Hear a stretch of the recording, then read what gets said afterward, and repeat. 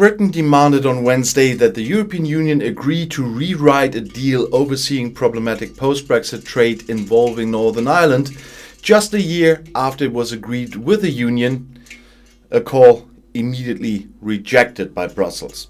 The Northern Ireland Johnson Protocol was part of the Brexit settlement, the withdrawal agreement backed by Prime Minister Boris Johnson, that finally sealed Britain's divorce from the EU 4 years after voters backed leaving in a referendum. Businesses in Northern Ireland say it's damaging trade, and some pro-British groups have protested at what they say is weakening the ties with Britain, raising concerns about a return to the violence which plagued the province for 3 decades. "We cannot go on as we are," Brexit Minister David Frost told Parliament on Wednesday. He said London wanted a new balance to eliminate EU oversight of the accord, and that Britain already had the right to unilaterally deviate from parts of it. He's talking such a bullshit, this man. European Commission Vice President Maroš Šefčovič was clear that the protocol could not be redrawn, saying Johnson and Frost had negotiated it. "We will not agree to a renegotiation of the protocol," he said. "Respecting international legal obligations is of paramount importance." The protocol addresses the biggest conundrum of the divorce: how to ensure the delicate peace brought to the province by a US brokered 1998 peace accord, by maintaining an open border, without opening a backdoor through neighbouring Ireland to the EU single market of 450 million people. It essentially requires checks on goods between the British mainland and Northern Ireland, which remains part of the EU customs area. These have proven burdensome to companies and an anathema to unionists who are fiercely supportive of the region remaining part of the United Kingdom. The Brexit deal was signed and approved by the British Parliament in December 2020. But Frost said the arrangement was not operating as Britain had expected, and there was justification for invoking Article 16 of the protocol. No, it's not, which allows either side to dispense with its terms if they are proving unexpectedly harmful. But it's not in this case. Nevertheless, we have concluded that it's not the right moment to do so, he said. We see an opportunity to proceed differently, to find a new path, to seek to agree with the EU through negotiations, a new balance in our arrangements covering Northern Ireland to the benefit of all. What does he think? The EU is negotiating everything again every second year? But he said he hoped that the EU would study British proposals constructively to find a positive way forward. Despite repeated British complaints, the EU has refused to amend the protocol, fearing that the hard-to-police frontier with EU member Ireland could allow goods to enter its single market without meeting its regulatory standard, which gets more and more likely.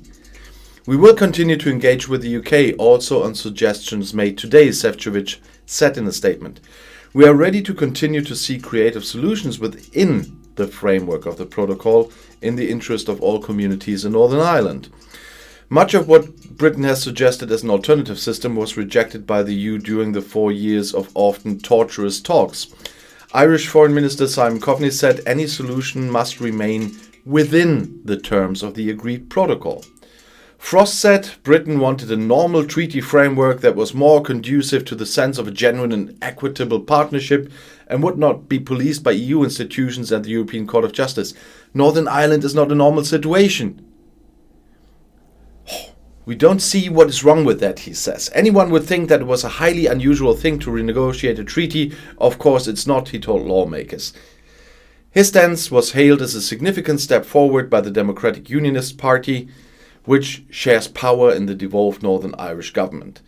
Even though checks on goods entering Northern Ireland from Britain have so far been relatively lenient, major retailers say they have struggled to cope and might need to shift supply chains from Britain to the EU. Frost called for a standstill period that would extend current grace periods and freeze existing legal actions. And that's probably what he really wants. Freeze everything, nothing happens, they don't have to do their job until God knows when. Britain has already unilaterally extended a grace period, reducing checks on shipments of chilled meat products, and the EU later agreed this could apply through September to end a dispute dubbed the Sausage War. Marks & Spencer, one of Britain's biggest retailers, said extra paperwork had made it hard to get goods into Ireland and France since Brexit formally left the EU single market on January 1st. Yeah, you're a third country now. And that once full checks were introduced for Northern Ireland, it too should expect prices to rise and some items to be stopped. The Northern Ireland Retail Consortium said a total breakdown in the protocol could result in tariffs. Any solutions need to be agreed with EU, as without this there can be no stability, its director Odin Connolly said. This April saw some of the worst riots seen in the region since the 1998 accord in unionist communities, sparked by anger at the protocol. Pro-British paramilitary groups also told Johnson in March that they were suspending support for the peace agreement due to concerns over the Brexit deal. But they decided to be a third country, and everybody knew Northern Ireland will be a very special problem. I'll see you in my next video. Auf Wiedersehen.